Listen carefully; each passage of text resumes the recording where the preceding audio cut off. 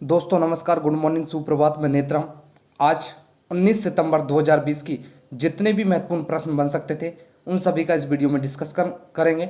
दोस्तों इस वीडियो की पीडीएफ आपको टेलीग्राम चैनल के लिंक पर मिल जाएगी। लिंक मैं नीचे डिस्क्रिप्शन बॉक्स में देता हूँ, जहाँ से आप वीडियो की पीडीएफ डाउनलोड कर सकते हैं। दोस्तों बढ़ते आज के मोटिवेशनल क्वोट की तरफ। ये देखिए आज का मोटिवेशनल क्वोट, कामयाबी का जुनून होना चाहिए, फिर मुश्किलों की क्या औकात। तो दोस्तों कामयाब होने के लिए एक जुनून होना चाहिए, एक हिम्मत, ईमानदारी से मेहनत, ये सब चीज़ होनी चाहिए। तो जो भी मुश्किल सामने आएगी उसकी कोई औकात नहीं रह जाती है। हमें हमारा जो मुश्किल आएगी वो हमारा कुछ भी नहीं बिगाड़ सकती और हम जरूर लक्ष्य को, मंजिल को हासिल करेंगे। दोस्तों बढ़ते हैं इस वीडियो के पहले प्रश्न की तरफ। बहुत ही अच्छा प्रश्न है, बहुत ही इंपॉर्टेंट प्रश्न है। देखिए, हाल ही में किस बैंक के साथ मिलकर टाइटन ने भारत की पहली कॉन्टैक्टलेस घड़ी लॉन्च की है? दोस्तों बहुत ही अच्छा प्रश्न है, बहुत ही इंपॉर्टेंट प्रश्न है। देखिए दोबारा से प्रश्न सुनिए। हाल ही में किस बैंक के साथ मिलकर टाइटन ने भारत की पहली कॉन्टैक्टलेस घड़ी लॉन्च की है? HDFC, SBI, Punjab national, ICICI। तो दोस्तों सही आंसर ऑप्शन बी है, ऑप्शन बी SBI। SBI इसका सही आंसर है। इसमें सिर्फ आपको टैप करके और आपका पेमेंट हो जाएगा। जैसे ही आप टैप करेंगे पेमेंट हो जाएगा, लेकिन उसमें कंडीशन ये है कि आपका SBI में अकाउंट होना चाहिए और आपके मोबाइल में योनो ऐप डाउनलोड होना चाहिए। योनो ऐप होना चाहिए, योनो ऐप के में आप रजिस्टर्ड होने चाहिए, तो आप इस घड़ी से पेमेंट कर सकते हैं, बहुत ही आसानी से पेमेंट कर सकते हैं। अगर हम टाइटन की बात करें तो टाइटन की स्थापना 1984 में टाइटन की स्थापना हुई। मुख्यालय इसका बेंगलोर में है और अध्यक्ष जो हैं एन गोरखनाथम, ये इसके अध्यक्ष हैं। अगर SBI की बात करें तो SBI की स्थापना 1955 में हुई थी। मुख्यालय मुंबई में है। अध्यक्ष रजनीश कुमार हैं, अध्यक्ष इसके रजनीश कुमार हैं। दोस्तों बहुत ही अच्छा प्रश्न है। आगे बढ़ें, प्रश्न नंबर 2 देखिए, हाल ही में G20 पर्यावरण मंत्रियों की बैठक की अध्यक्षता किसने की है? सऊदी अरब, ईरान, इजराइल और सिंगापुर। दोस्तों एक नॉर्मली तरीके से आपको बताना चाहता हूं कि जो G20 देशों के जो बैठक हुई है वो सभी की जो अध्यक्षता की है वो सऊदी अरब ने की है। चाहे वो कोई भी बैठक रही हो, चाहे पर्यावरण से संबंधित रही हो, चाहे स्वास्थ्य से संबंधित रही हो, ये सभी की अध्यक्षता सऊदी अरब ने की है। तो इसका सही जो आंसर है ऑप्शन ए है, एक सऊदी अरब इसका सही आंसर है। 2020 में जितनी भी G20 से संबंधित बैठक हुई है उन सब की अध्यक्षता सऊदी अरब ने की है। सऊदी अरब के बारे में बात करें तो राजधानी रियाद है, राजभाषा अरबी है, मुद्रा रियाल है। प्रश्न नंबर 3 देखिए, हाल ही में फीफा की तरफ से जारी रैंकिंग में किस देश ने प्रथम स्थान प्राप्त किया है? भारत, फ्रांस, बेल्जियम और जापान। सही आंसर ऑप्शन सी है, बेल्जियम। हाल ही में फीफा की तरफ से जारी ताजा रैंकिंग में बेल्जियम ने प्रथम स्थान प्राप्त किया है। इसी सूची में फ्रांस दूसरे स्थान पर और ब्राजील तीसरे स्थान पर है। फ्रांस दूसरे स्थान पर है और जो ब्राजील है वो तीसरे स्थान पर है। चौथे स्थान पर इंग्लैंड आता है और पांचवें स्थान पर पुर्तगाल आता है। पुर्तगाल पांचवें स्थान पर है, चौथे स्थान पर इंग्लैंड है। मौजूदा यूरोपीय और यूएफ नेशंस लीग चैंपियन पुर्तगाल 2 पायदान के फायदे से 5वें स्थान पर पहुंच गया है। विश्व कप मेजबान कतर की रैंकिंग 55वें स्थान पर है। कतर अगर है मेजबान है वो, और उसकी रैंकिंग 55वां स्थान है, उनको 55वां स्थान मिला है।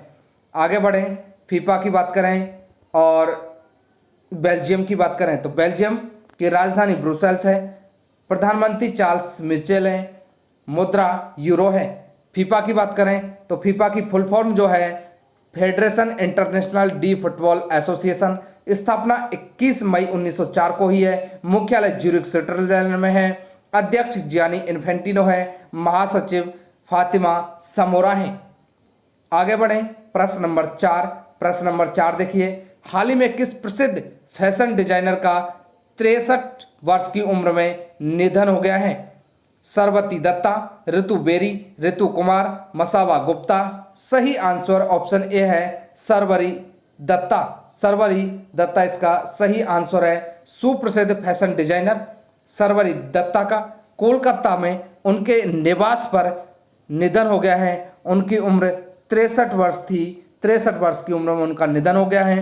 बंगाली भाषा के कवि अजीत दत्ता की ये बेटी थी और इन्होंने फैशन डिजाइनिंग में अपनी प्रतिभा दिखाई। सरबती दत्ता ने बाद में अपना एक खुद का ब्रांड भी सोनिया बनाया था। ब्रांड का नाम सोनिया, ये एक ब्रांड बनाया था जिसकी काफ़ी दुकानें कोलकाता में हैं। ये है सरबती दत्ता। आगे बढ़ें, प्रश्न नंबर 5। हाल ही में ऑनलाइन पोकर प्लेटफॉर्म 9 स्टैक्स ने किस क्रिकेटर को अपना नया ब्रांड एम्बेसडर बनाया है? सुरेश रैना, रोहित शर्मा, महेंद्र सिंह धोनी, कपिल देव। सही आंसर ऑप्शन ए है सुरेश रैना। हाल ही में सुरेश रैना और महेंद्र सिंह धोनी ने क्रिकेट से संन्यास लिया है और जो ऑनलाइन पोकर प्लेटफॉर्म 9 स्टैक ने सुरेश रैना को अपना नया ब्रांड एम्बेसडर बनाया है। इस साझेदारी के बाद सुरेश रैना को ब्रांड के आगामी क्रिकेट अभियानों को देखा जाएगा, जहां वे विभिन्न गतिविधियों के माध्यम से 9 स्टैक्स को बढ़ावा देने के लिए प्रचार करेंगे। वे ब्रांड को अपनी खेल लोकप्रियता से जोड़ेंगे और प्रमुख लक्षित दर्शकों के लिए एक हाई ब्रांड रिकॉल बनाने में मदद करेगा। वे बाएं हाथ के मध्यम क्रम के बल्लेबाज और एक बाएं हाथ के ऑफ स्पिन गेंदबाज हैं। ये नीचे देखिए, ये हैं सुरेश रैना, पोकर विथ रैना लिखा हुआ है सुरेश रैना। दोस्तों अभी कई सारे ब्रांड एम्बेसडर बने हैं। हाल ही में देखो मिंत्रा ने कियारा आडवाणी को बनाया था। बजाज आलियांस ने आयुष्मान खुराना को ब्रांड एम्बेसडर बनाया था। तो दोस्तों कई सारे ब्रांड एम्बेसडर बने हैं, तो उन सभी को आप याद रखें। आगे बढ़ते हैं, प्रश्न नंबर 6। हाल ही में किस देश ने चीन से कपास, बाल संबंधी उत्पादों, कंप्यूटर घटकों और कुछ वस्त्रों सहित 8 चीनी वस्तुओं पर प्रतिबंध लगा दिया है? अमेरिका, नेपाल, पाकिस्तान और बांग्लादेश। सही आंसर ऑप्शन ए है अमेरिका। अमेरिका ने हाल ही में चीन के जिनांग प्रांत से कपास, बाल संबंधी उत्पादों, कंप्यूटर घटकों और कुछ वस्त्रों सहित 8 चीनी वस्तुओं पर प्रतिबंध लगा दिया है। वहाँ की जो एक कंपनी है DHS, अमेरिका की डिपार्टमेंट ऑफ होमलैंड सिक्योरिटी ने कहा है कि उत्पादों का उत्पादन जबरन श्रम का उपयोग करके किया जाता है। इसके अलावा और भी आरोप लगे हैं कि चीन इन सामान को अमेरिका में आयात करने की कोशिश करके अमेरिकी श्रमिकों और व्यवसाय को कमजोर करता है। इसलिए हाल ही में अमेरिका ने इन 8 चीनी वस्तुओं पर प्रतिबंध लगा दिया है। बात करें अमेरिका के बारे में, देखिए राजधानी वाशिंगटन DC है जो पोटामेक नदी के किनारे पर है। सबसे बड़ा शहर न्यूयॉर्क है जिसको गगनचुंबी इमारतों का शहर कहा जाता है। राष्ट्रपति डोनाल्ड ट्रंप हैं, उपराष्ट्रपति माइक पेंस हैं, मुद्रा अमेरिकी डॉलर है। आगे बढ़ते हैं, प्रश्न नंबर 7। देखिए बहुत ही अच्छा प्रश्न है। विश्व रोगी सुरक्षा दिवस निम्न में से किस दिन मनाया जाता है? 10 जनवरी, 17 सितंबर, 12 मार्च, 18 अप्रैल।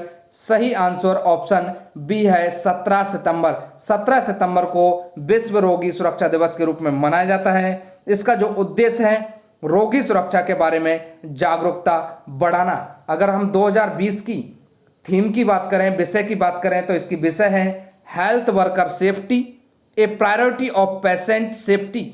ये इसकी थीम है। विश्व स्वास्थ्य सेवा के समर्थन से प्रतिवर्ष 17 सितंबर को विश्व रोगी दिवस के रूप में मनाने की घोषणा वर्ष 2019 में की गई थी और WHO ने साल 2019 में पहली बार विश्व रोगी सुरक्षा दिवस मनाया था। आगे बढ़ते हैं। ये एक फोटो देखिए, वर्ल्ड पैसेंजर सेफ्टी डे 17 सितंबर 2020। प्रश्न नंबर 8, हाल ही में प्रधानमंत्री नरेंद्र मोदी ने किस राज्य में कोसी रेल महासेतु के साथ यात्री सुविधाओं से संबंधित रेल की 12 परियोजनाओं का उद्घाटन किया है? पंजाब, राजस्थान, बिहार और झारखंड। सही आंसर ऑप्शन सी है बिहार। बिहार में हाल ही में मोदी ने कोसी रेल महासेतु के साथ यात्री सुविधाओं से संबंधित 12 परियोजनाओं का उद्घाटन किया है। प्रधानमंत्री ने जिन 12 रेल परियोजना का उद्घाटन किया है उनमें किऊल नदी पर एक रेल सेतु है, 2 नई रेल लाइन हैं, 5 विद्युतीकरण हैं, इसके अलावा एक इलेक्ट्रिक लोकोमोटिव शेड और बाढ़ और बख्तियारपुर में तीसरी लाइन परियोजना भी शामिल है। कोसी रेल महासेतु की लंबाई 1.9 किलोमीटर और इसकी जो कुल लागत होगी वो 516 करोड़ रुपए की लागत होगी।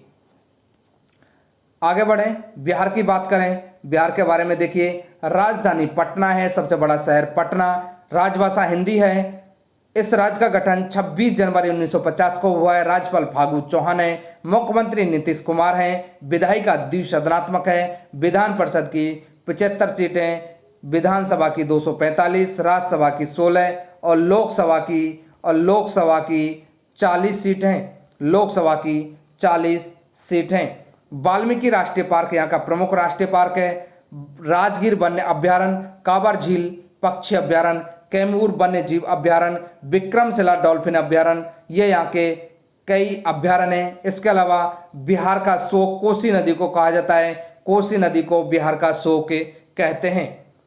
आगे बढ़ें, प्रश्न नंबर 9 देखिए, कौन सा देश हाल ही में जिबूती आचार संहिता का पर्यवेक्षक बन गया है? रूस, बांग्लादेश, चीन और भारत। सही आंसर ऑप्शन डी है भारत। भारत पर्यवेक्षक के रूप में जिबूती आचार संहिता में शामिल हो गया है। विदेश मंत्रालय ने हाल ही में बताया कि 26 अगस्त को हुई जिबूती आचार संहिता की वर्चुअल बैठक के बाद पर्यवेक्षक के तौर में भारत ने इसमें शामिल होने का फैसला किया है।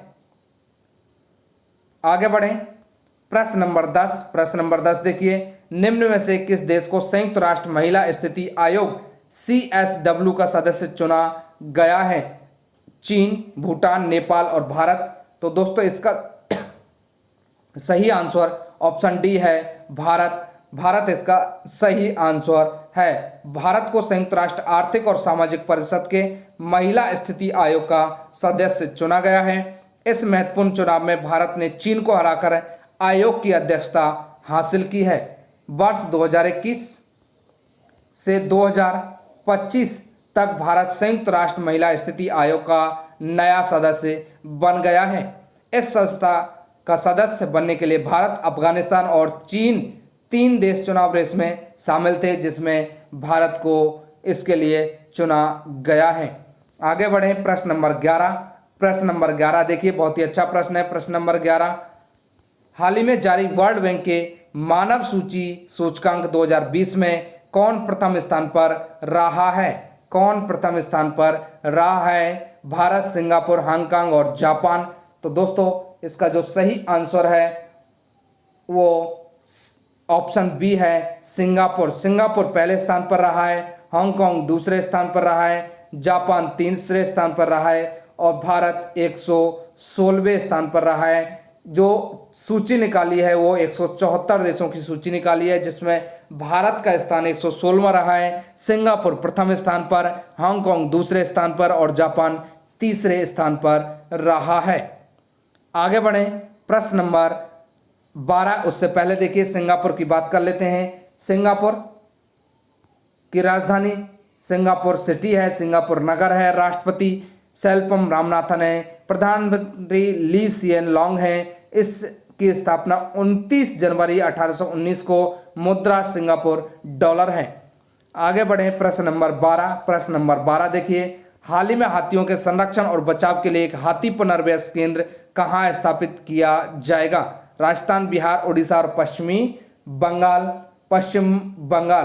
तो दोस्तों इसका सही आंसर ऑप्शन सी है उड़ीसा। उड़ीसा इसका सही आंसर है। जो हाथी घायल हो जाते हैं या झुंड से अलग हो जाते हैं, उनके लिए ये केंद्र स्थापित किया जा रहा है, जो उड़ीसा में किया जा रहा है। उड़ीसा के बारे में बात कर लेते हैं। तो उड़ीसा में मो जीवन पहल, मो प्रतिभा पहल, हीरो टू एनिमल अवार्ड जो पेटा द्वारा दिया जाता है, ये उड़ीसा को मिला है।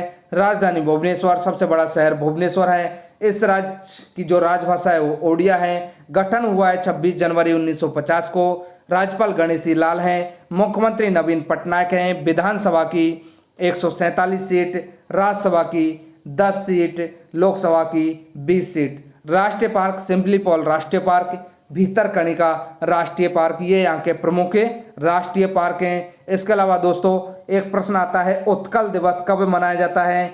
उत्कल दिवस कब मनाया जाता है? वो 1 अप्रैल को मनाया जाता है। ओडिशा दिवस 1 अप्रैल को मनाया जाता है। आगे बढ़ते हैं। जो हमारा आज का प्रश्न रहेगा, जिसका जवाब आपको कमेंट बॉक्स में देना है। प्रश्न है, हाल ही में किस बैंक ने किसानों की साख का आकलन करने के लिए सैटेलाइट डेटा का उपयोग करने का फैसला किया है? ICICI बैंक, देना bank, SBI bank, HDFC bank. दोस्तों इसका सही जवाब आपको कमेंट बॉक्स में देना है। आगे बढ़ते हैं। प्रश्न नंबर जो कल का था, जिसका जवाब काफ़ी लोगों ने सही दिया, उन सभी के लिए धन्यवाद। प्रश्न था, अंतर्राष्ट्रीय युवा दिवस निम्न में से किस दिन मनाया जाता है? 10 जनवरी, 15 मार्च, 11 जुलाई, 12 अगस्त। सही आंसर ऑप्शन डी, 12 अगस्त को ये दिवस मनाया जाता है। अंतर्राष्ट्रीय युवा दिवस 12 अगस्त को मनाया जाता है। दोस्तों मैं आशा करता हूँ वीडियो आपको अवश्य ही अच्छी लगी होगी। वीडियो को लाइक करें, शेयर करें और हमारे चैनल को सब्सक्राइब करें। जिन साथियों ने वीडियो को पहली बार देखा है और अभी तक चैनल को सब्सक्राइब नहीं किया है, तो दोस्तों चैनल को सब्सक्राइब कर दें, जिससे और साइड में जो बेल आइकन है उसको भी दबा दें, जिससे जो भी वीडियो मैं अपलोड करूंगा उसका नोटिफिकेशन आपको मिल जाएगा और आप वो वीडियो देख पाएंगे। सभी के लिए धन्यवाद।